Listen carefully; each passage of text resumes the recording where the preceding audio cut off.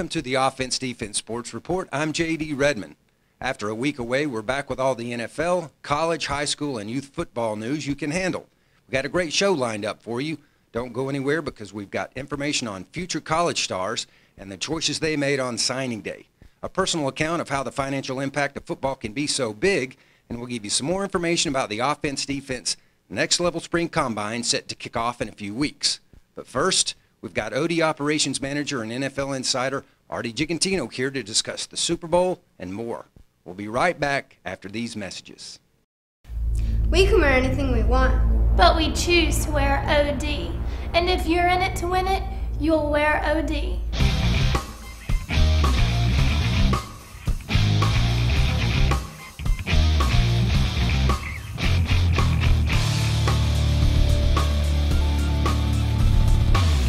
Check this out at OD.com. That's O-D.com. And moms, we've got you covered too.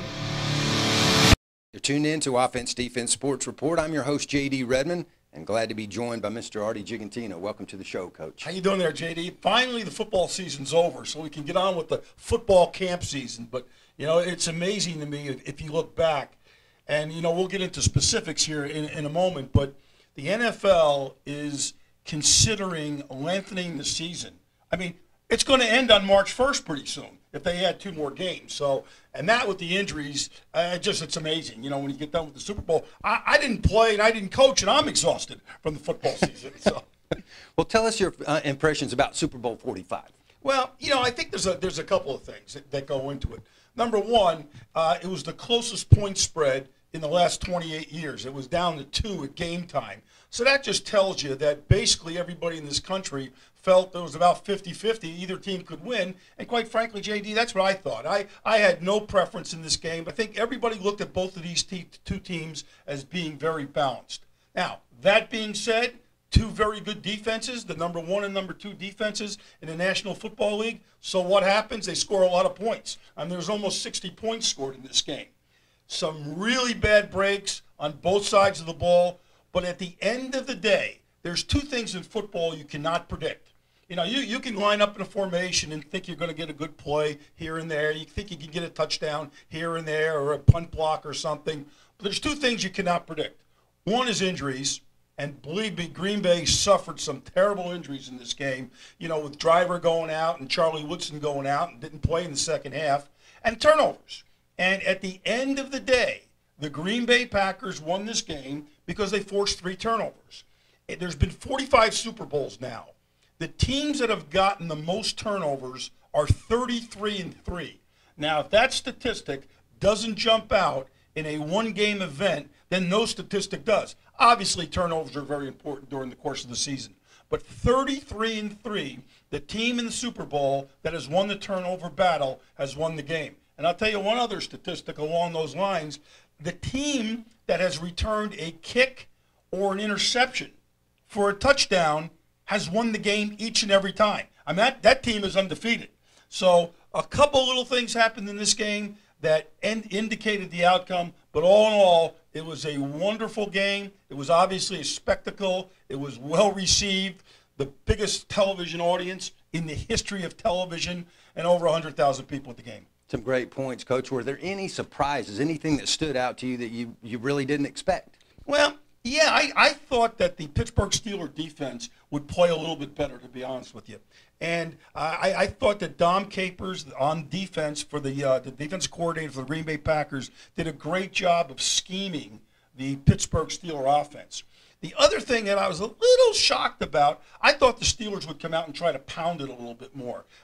You know, they had some success in the third quarter. You know, Mendenhall ends up fumbling the ball, but they ran the ball. They seemed like they had the ball the entire third quarter. So I was a little bit surprised when Mike Tomlin, the head coach, and Bruce Arians, the offensive coordinator, got away from running the ball a little bit and trying to hammer it up inside on Green Bay.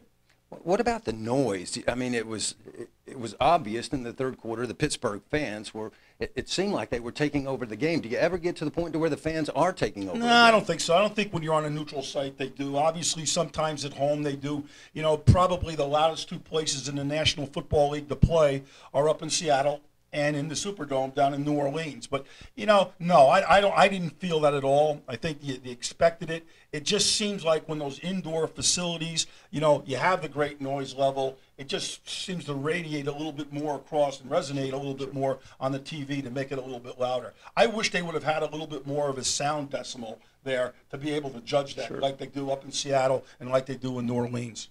But what about the extended halftime show? Green Bay seemed to come out a little bit flat. Don't like it. And I'll tell you, the NFL needs to reconsider, A, the national anthem, and B, the halftime show. Because during the football season, you have a 12-minute halftime.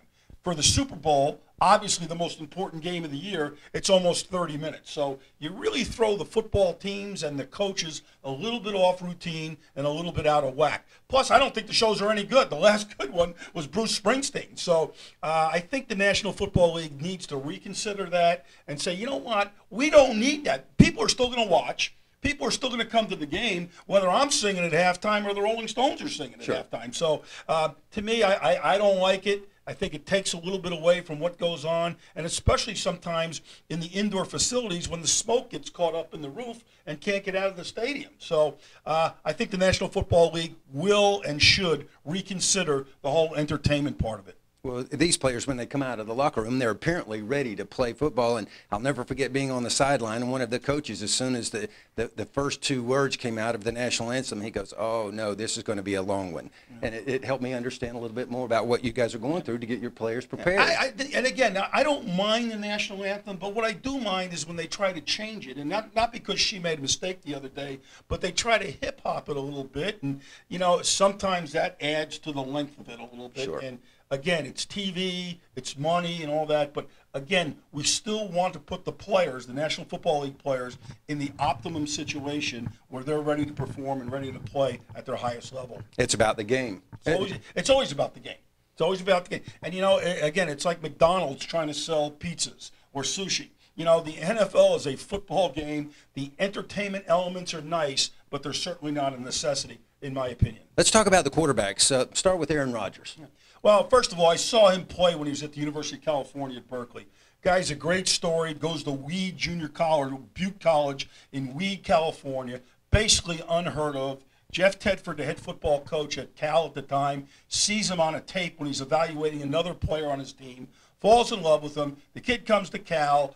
He's a first-round draft choice. He's the 24th pick in the NFL draft. Now, what some other people were thinking to bypass him for 24 picks, I'll never know.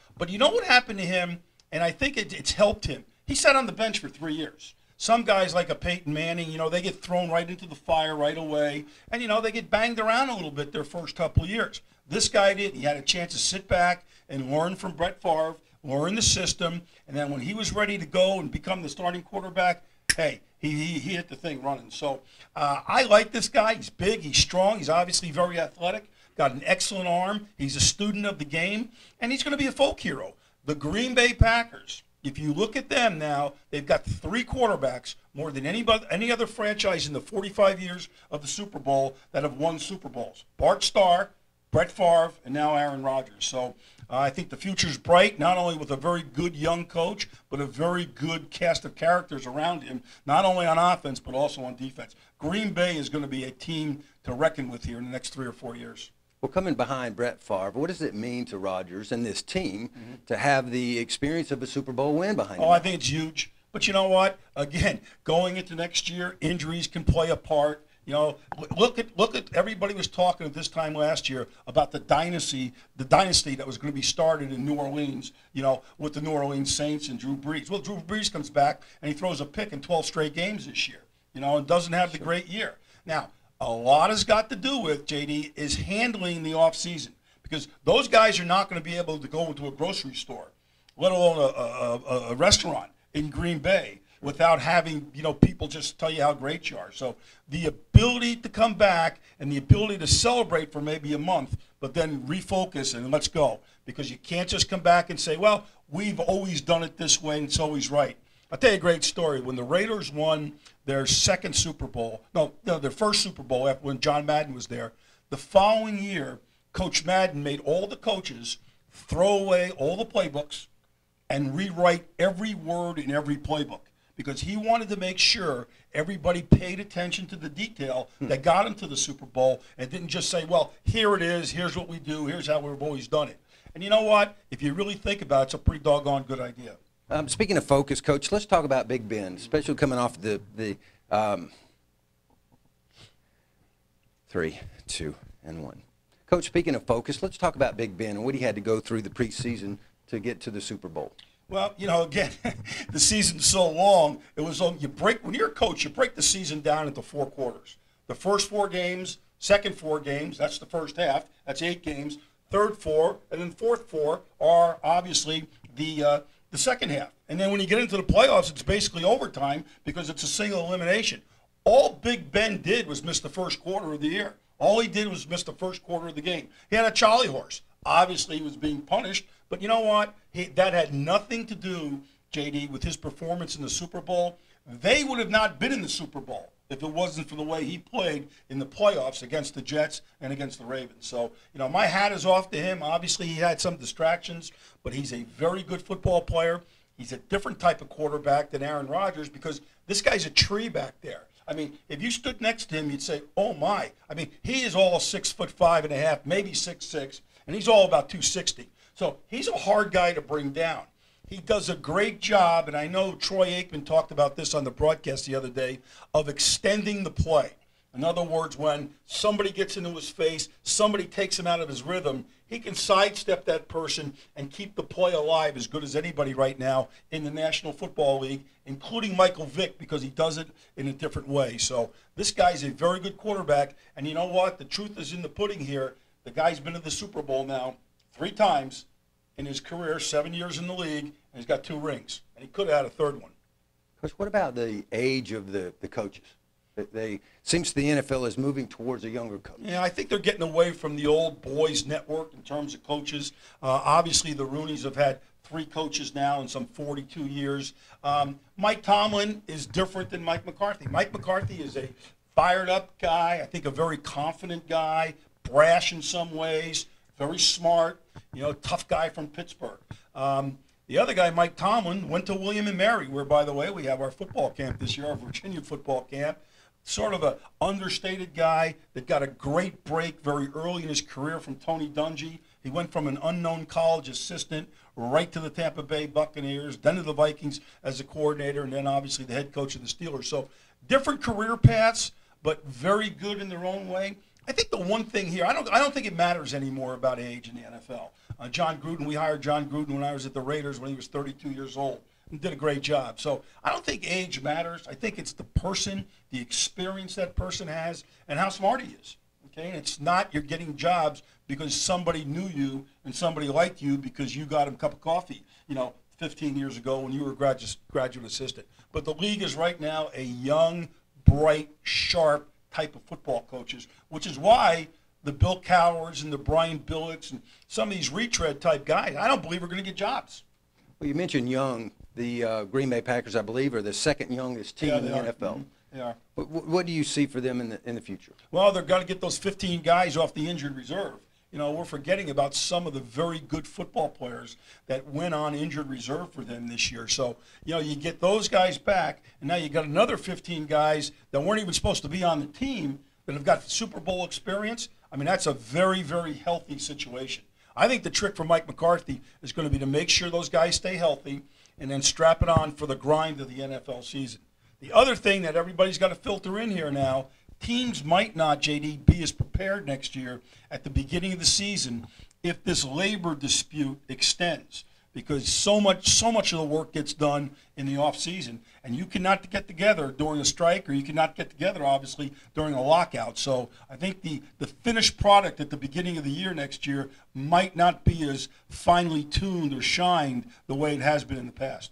Coach, cap off this year. What does it mean to have the Lombardi Trophy back at Green Bay? Oh, I think it's huge. I think it's huge for pro football. I mean, you're looking at 2 franchises that are established. They're rooted in the roots in the National Football League history. So I think it's great. And I'll tell you, if you've never been, have you ever been to Green Bay? No. Oh, it's the greatest place. You think you're at a college. It's the greatest place in America to watch a football game because it's big, it's loud, The fans obviously own the team. Let me tell you a quick story. When you pull in, they give you 2 garbage bags. If you're pulling in a car or, you know, a RV, they give you 2 big black garbage bags. And what they want you to do, after you're done barbecuing or whatever you do before the game, tailgating, you take it, you fill it up, and you put it by your trunk.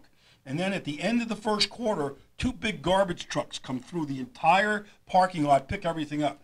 They repeat the process after halftime and repeat the process after the game. It's the doggonest thing. You'll see 75,000 people tailgating and not 1 cup on the ground. Right. I mean, it's clean, it's pure, and it seems like every bar in Green Bay opens at 6 in the morning, and they're all named after ex-Green Bay players. Fuzzy Thurston has a place, okay? A Curly Lambeau, you know, Holmgrens, Favre. I mean, it's surreal, but it's kind of cool. And if you're a football fan, you got to go to Green Bay.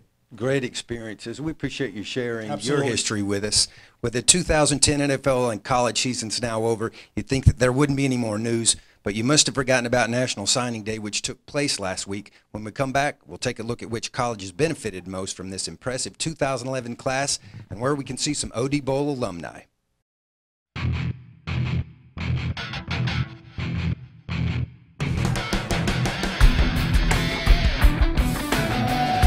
Offense, defense football camps, ages 7 to 17. Over 40-plus locations across the nation.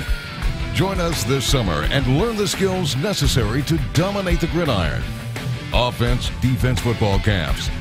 The oldest and best contact camps in the country. OD.com. I'm J.D. Redmond, and welcome back to the Offense Defense Sports Report. Here with OD Ops Manager Artie Gigantino. Artie, National Signing Day had some well-known colleges take some great players. Tell us which ones made off with the most talent. Well, you know, I think it's hard to say, JD, one team did better than the other. But that is not the world we live in. Everybody wants a ranking system, so we've got our own offense-defense ranking system.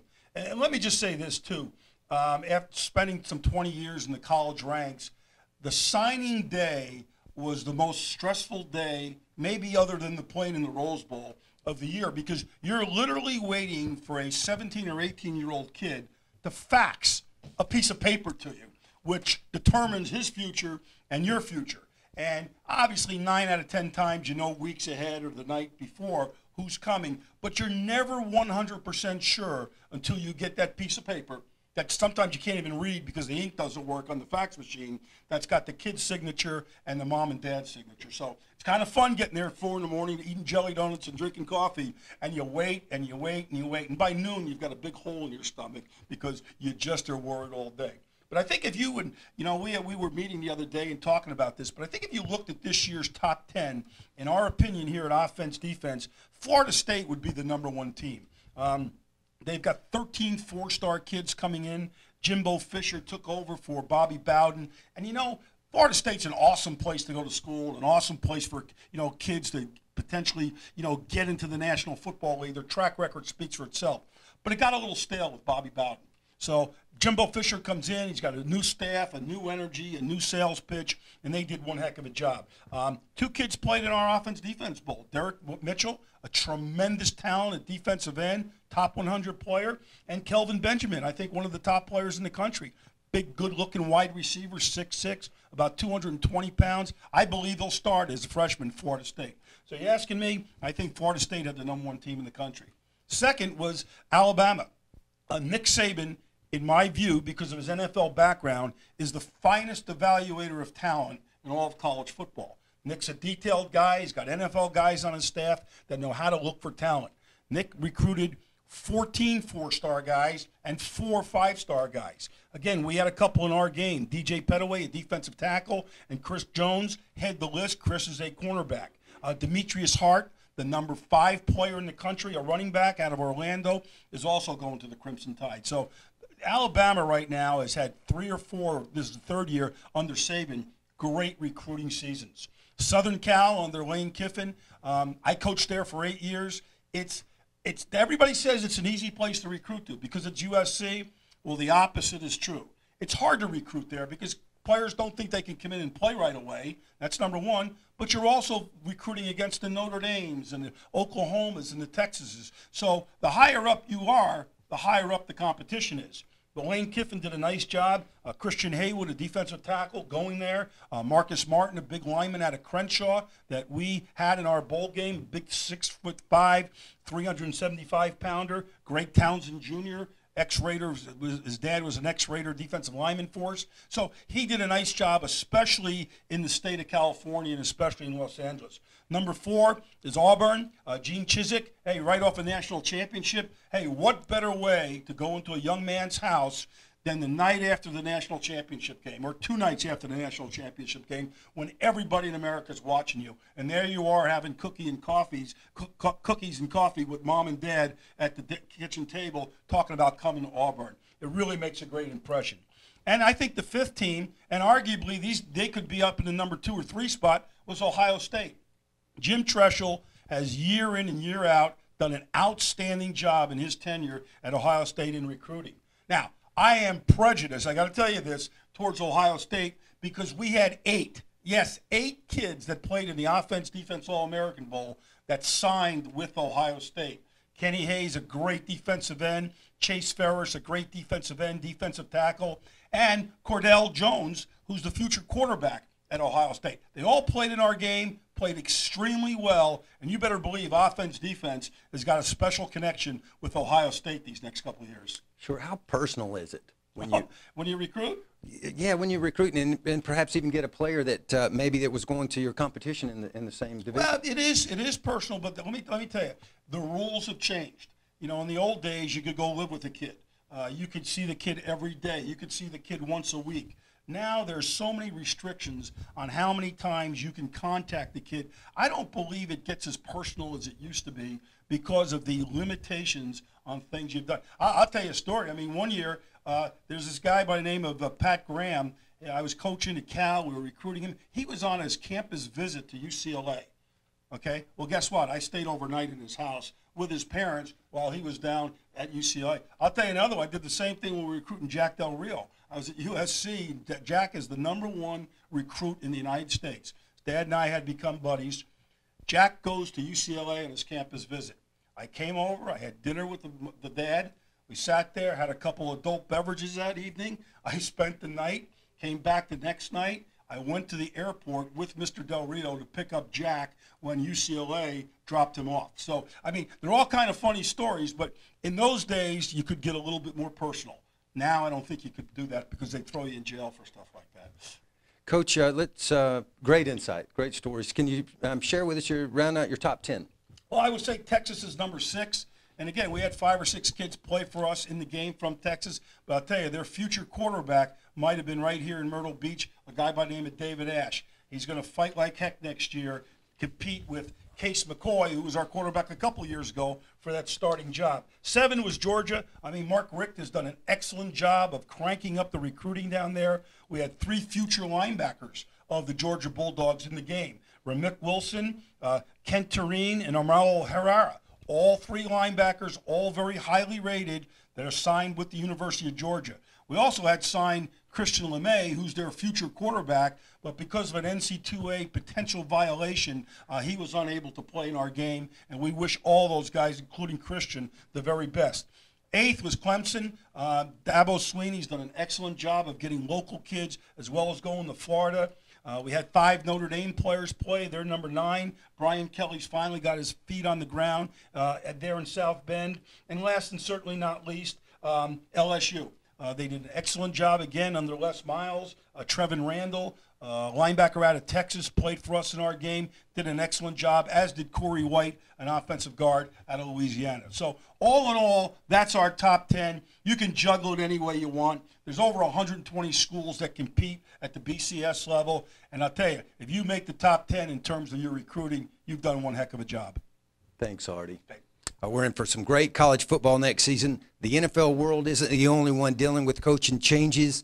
We'll be right back with a look at some college changes right after this. Hi, I'm Marty Gigantino from Offense Defense Sports. This year our Dallas camp will have a new venue. That venue is the one and only Dallas Cowboys Stadium. That's right, you heard me. The Dallas Cowboys play at Cowboy Stadium. This year's Super Bowl will be in Dallas Cowboy Stadium, and so will Offense Defense at Dallas camp. We will set up tent on June the 12th, and run first Sunday, Monday, Tuesday, Wednesday like we always will. However, there will be a slight adjustment in some of the time schedules based on previous commitments within the stadium. We will get you details as soon as we know in reference to the housing and where our campers will be dining. But beyond all those things, you campers that are coming to the Dallas camp this year will have the great honor and the great privilege and the great thrill of not only playing your Wednesday evening game in Cowboy Stadium, but working out all week long on the same turf that the Dallas Cowboys play on. We at Offense Defense are thrilled about it. We look forward to seeing you there. Welcome back to the OD Sports Report. With signing day over and players committed, we can't forget about the coaches. Some high-profile schools have been making big changes in their coaching staffs. Artie, give us some of your opinions on what those mean. Yeah, well, first of all, it's the nature of the beast in college football. These guys right now are making big-time money. There's a lot of pressure with new facilities. Schools are on TV all the time. You've got alumni that are very involved from a financial standpoint. So the pressure on college football coaches to win is just as great as it is in the National Football League. I never, being a former coach, want to see a guy get fired. But again, I think when you go into that, you expect it to happen sometime. And like I said, it's the nature of the beast. I want to highlight about 7 schools in no particular order that made some major changes this year. Number 1 was Colorado. Dan Hawkins was there for 5 years. Did not do a very good job. Hawkins came from Boise State, was a little bit out of his league in the Big 12 in terms of recruiting. I think they made a horrible mistake in hiring John Embry. John, who had played for us at the Rams when I was there, never really was a full-time football guy. He had been at the Redskins for a year as the tight end coach, never been a coordinator at the college level. I think this is a mistake by Colorado. I think the University of Colorado, JD, could have won out, dipped into their pockets a little bit more, and gotten a better guy with more experience. This might be as nice a campus in as nice a region as there is in the United States. I think the second school that made a major change was the University of Maryland. Ralph Friedgen, an alum, was there for 10 years, did an outstanding job, but I think the fridge wore out his welcome. They go to Connecticut and hire a good, solid journeyman in Randy Edsall. Now, will Randy take it to the national championship at the University of Maryland? I don't think so, but I think what he'll give is a little bit more consistency because Ralph was up and down in his 10 years, and I think the people there are just tired of it. And sometimes you can be at a school too long. I think that was the case at the University of Maryland. The third one is the University of Miami in Florida. Randy Shannon was shown the door after 5 years. But again, Randy was a young coach when he got the job. It was a big job to fill, and they never fulfilled the high expectations that the Butch Davises and the Jimmy Johnsons set at the University of Miami. In comes an outstanding, sharp young coach from Temple and Al Golden. I think he'll do an excellent job of not only cleaning up the program, but also, again, getting some consistency. Probably the biggest job of the year that opened up was at the University of Michigan. Now, let me tell you something, and again, I was fortunate enough to coach at Southern Cal and been around enough big-time programs. At some places, you have to be the right fit. Jim Tressel coached for Earl Bruce, knew Woody Hayes. He's the right fit at Ohio State. Tom Osborne, Frankie Solich, they're the right fits. They were the right fits at Nebraska. You know, you go on and on and on. Michigan is one of those places where you got to find the right fit. And Rich Rodriguez, when he came from West Virginia with his high-flying offense, did not fit in on the field or off the field at the University of Michigan. He hired an average staff, a poor defensive staff, and it just was not a fit. The one thing I'll say this, at least Michigan had the guts and the financial whereabouts to dip into their pockets and correct it. And they hired a Michigan man in Brady Hoke. Now, again, you go from Bo Schembechler right on through to Lloyd Carr. And doggone it, those guys were all Michigan guys that had been at Michigan. This guy had been on the staff with Gary Moore and with Lloyd Carr. So those guys did some arm twisting, and I think they hired the right guy. Michigan is a special place on and off the field. One more time, Rich Rodriguez, he's a rich guy right now for failing, but Rich Rodriguez and his wife did not fit in there off the field, and Rich and his staff did not fit in there on the field. There's no excuse for Michigan not to be 10-2 every year during the college football season. The last two University of Pittsburgh, they fired Dave Wanstead. They hire a guy by the name of Michael Haywood out of Miami of Ohio. Haywood gets into some trouble, gets fired 15 days later, and they go to Rice and they hire Todd Grantham. Now, again, Dave Wanstead shouldn't have been fired in the first place. We will see how this thing turns out. Dave Wanstead was a Pitt guy. He had done a great job there. He had coached there with Jimmy Johnson. Obviously, he had a great NFL background. University of Pittsburgh could not have hired a better guy in Dave Wanstead. And now they're going to see if they can survive in the Big East without Dave Wanstead. And lastly, and certainly not least, is Stanford. Jim Harbaugh came in from the University of San Diego 5 years ago, has done a great job of bringing that blue-collar work ethic to Stanford. Jimmy was at the Raiders when I was there. He was an offensive assistant. He is succeeded by a guy who was also with us at the Raiders, and David Shaw. David was an offensive coordinator at Stanford. He will do an excellent job. He's a bright, energetic young guy, and Jimmy goes on to the San Francisco 49ers. So you see some guys getting fired. You see one guy in Jim Harbaugh, getting a big-time promotion, going to the NFL. But those, to me, were the big jobs this year that changed hands. JD, one last job that got a lot of attention, but again, it was a little bit different circumstance when Urban Meyer, the head football coach at the University of Florida, resigned because of health reasons and family reasons. Well, Will Muschamp, the defensive coordinator at Texas, who was the head coach in waiting, was selected for that job. Now, I think it's a gutsy move by the University of Florida because he has never been a head coach. He's been a very good defensive coordinator, but he's young and he's stepping into a very, very high-pressure job in Florida. The one thing Urban Meyer did do there was set the template and the bar very high to win national championships. So we'll see how he does. He did not have a great recruiting year. We didn't mention him in the top 10. Florida should always be in the top 10 in the country in recruiting. So I think it's a little bit of a reach in terms of where they're going. I know what they were thinking. They were thinking what the University of Oklahoma did when they reached and got Bobby Stoops 15, 12 years ago from the University of Florida. Same situation. High-powered defensive coordinator, never been a head coach, and the rest is history. He's had great success in Oklahoma. But I don't know if this guy's the same as Bobby Stoops. High pressure, high profile, an enormous amount of money associated with college football. How does that affect the university's choices with these coaches? Well, I don't think it does. I think you go out and you hire the best coach. And here's what you want to do, JD. You want to hire a guy that you say is going to be here for 15 years. It's not a 3-year plan. You want to get it turned around in 3 years. But you want a guy that's going to be there for 15 years. That's why I love guys like Mark Richt, Bobby Stoops, they're staying in Oklahoma and Georgia, Mack Brown at Texas, obviously Joe Paterno, and Bobby Bowden at Florida State when he was there for however long he was there. I love that, when guys are there for a long time. I think it's good for the university. I think it's good for the coaching staff. I think it's good for the kids. I think it's good for the families of everybody involved. So pressure does affect it. However, you've got to be smart, and you've got to be, they were going to fire Coach K at Duke after his 3rd year. And the athletic director and the president stuck with him, and the rest is history 27 years later. As always, Coach, great insight. Appreciate you being here. Next up, I'll take a look at the financial impact that football has on the local and national economy. Stay tuned, and we'll be right back with that story and more.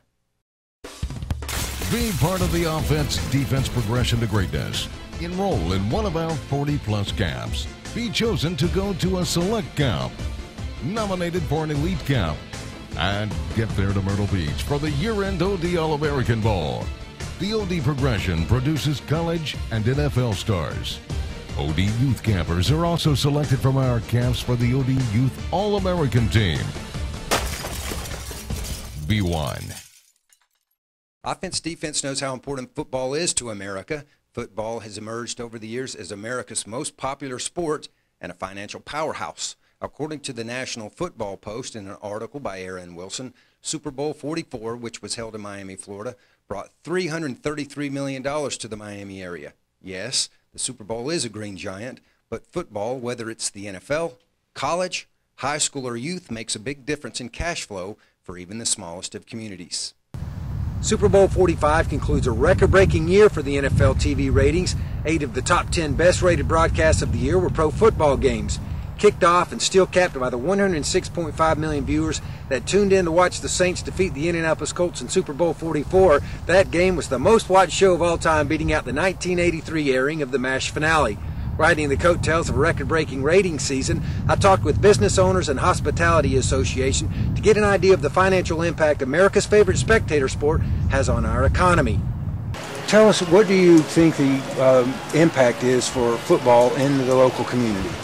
Well, I think with hospitality, like anything else here in Myrtle Beach, any event that brings people together is a positive for the community. It's been a rough winter here. As you can see, we're standing here. I'm looking at my breath as we're talking to you. It's been a rough winter in Myrtle Beach. The economy itself has been kind of down. We're starting to see a bounce up. So any event that brings a lot of people out, this Celebrity Square here over my shoulder will be hopping with people watching football and going out, getting excited for the weekend. I think it'll help. In the way the community's going right now with hospitality, we just need as much help as we can. So any event like the Super Bowl, getting people out and about and excited is a positive for the community in the area as a whole. Myrtle Beach, what does an event like the OD Bowl do for Myrtle Beach community? An event like the OD Bowl is very, very positive for the Myrtle Beach community. It has 6,000 or 7,000 people here, all of them from out of town. So that's thousands of hotel rooms, everybody dining in restaurants, shopping in our outlet malls, Coastal Grand, possibly taking in one of the great Christmas shows that we have going on here in the area during that time. Their whole families are coming. It's not just the players and the coaches. And hopefully maybe people have never been here before because they're coming from all over the country, and they'll come back. They'll enjoy themselves and come back to the beach. Tell us a little bit about what your thoughts are for the 2011 season of the lockout. Do you think that would have an impact at all on the local businesses? It would. I know there are a lot of local businesses that count on Sunday football for revenue because it is one of the few things through the winter that people are spending money on. We don't have the vacationers that we have the rest of the time. And so the people get together and, like I'm from the Pittsburgh area. I can't just flip on the TV and watch the Steelers. I have to go to a bar to watch them. So I'm pumping revenue into the, the economy. And if there's no football to watch, it'll definitely be an impact on the local bar and restaurant business for sure. Just tell me a little bit about the impact the NFL has on your business. Well, Wild Wing in general, we wait every year for football season. Weekend, Sundays, Monday night's good, but Sunday, and even when they do Thursday night games, it makes our business go up 60-70%. If the 2011 NFL season doesn't happen, I think it would not only hurt our business, but think about all the people that depend on sports across the beach. You've got so many sports bars, you've got a lot of the restaurants that promote Monday Night Football. We get a good crowd on Sundays, but it's not all of our business, but everybody else on the beach, they depend on that sports, all the way through the week. So I think it'd be detrimental to probably 100 places here in Myrtle Beach. NFL means money, and lots of it, generating more than $6 billion annually. The National Football League Players Association claims an estimated $140 million in earnings will be lost in each team city, and close to 150,000 jobs will be affected. Possibly the biggest losers are the fans and taxpayers in NFL cities who already spent billions on stadiums with the assumption there would be games. There will certainly be economic losers if the NFL games are missed. You can expect the eyes of a nation will be on the NFL owners and players union as lines are drawn for the labor negotiations. We'll be back with some tips on how to learn more about offense, defense, spring combines, and new summer camp locations for 2011. Hi, I'm Marty Gigantino from Offense Defense Sports.